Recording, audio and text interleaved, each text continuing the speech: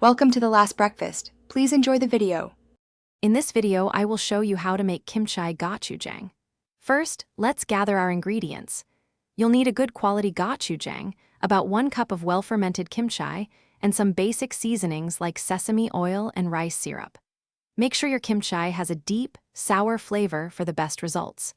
Also, have a clean mixing bowl and a sturdy spatula ready for the next steps. Now, let's start mixing.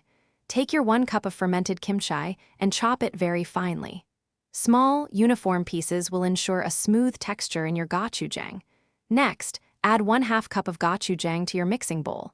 Then, incorporate 2 tablespoons of rice syrup and 1 tablespoon of sesame oil. These additions will provide sweetness and a rich, nutty aroma to the base. It's time to enhance those flavors. Stir in 1 teaspoon of freshly minced garlic and 1/2 teaspoon of grated ginger. These aromatics will add a wonderful depth. Then, sprinkle in 1 tablespoon of toasted sesame seeds.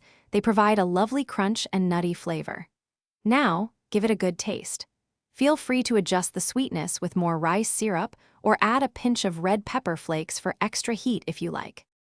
Your delicious kimchi gochujang is almost ready. Transfer it into a clean, airtight container.